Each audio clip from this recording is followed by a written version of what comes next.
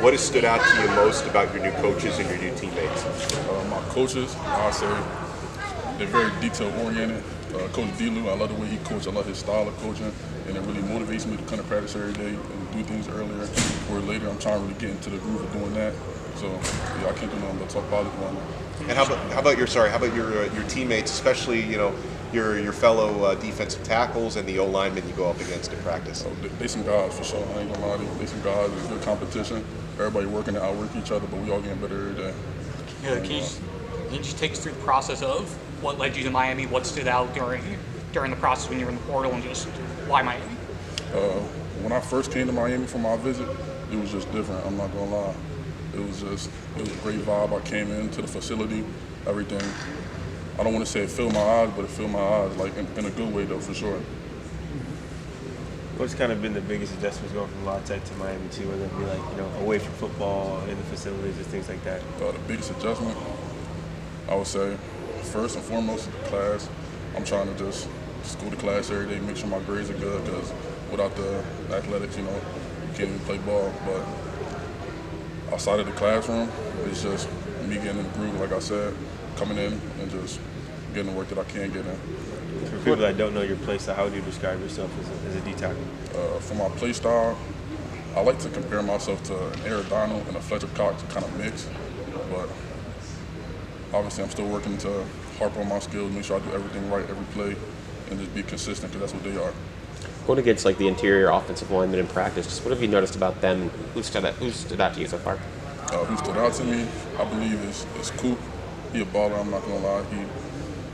He got good technique and everything. In my head right now, some competition with him, not in a bad way, but like today, for instance, it wasn't a good day for me personally, but that's a part of the game. You feel what I'm saying? So yeah. I heard Coop's a big trash talk. Do you guys go back and forth when it comes to that? We don't go back and forth, but he gonna talk his shit for sure. And just the other defensive linemen, just who stood out to you on the line, especially among like the younger guys? Among the younger guys, if I'm being honest, nobody really, but those some big boys. I'm not gonna lie to you.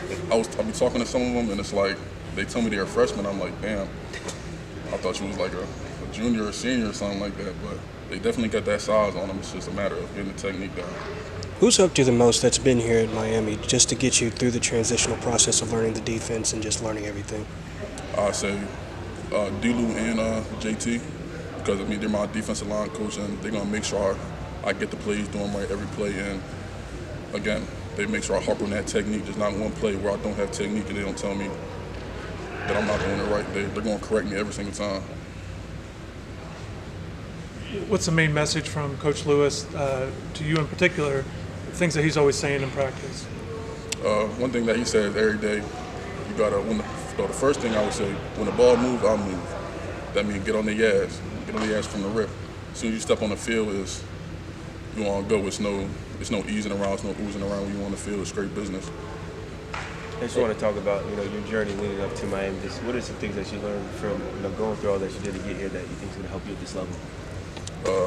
One thing I learned through my journey is that one, there's levels to this, and two, if you don't put the work in, you're not going to get results. And that's another thing that when I got here, like you really start to visualize, you really start to see it with the players and things like that.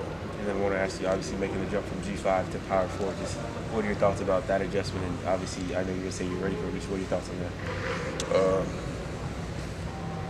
I'm really just excited, man. The competition, there's a difference in the competition, I would say, for sure. But it's not going to do anything but make me better. Every single day I come in, I know I can't be lacking when I come out on this field. If you're lacking, you're going to lack, and you're going to get exposed. Any other questions for David? Appreciate you. Yep. Thank you. Well done, Christy.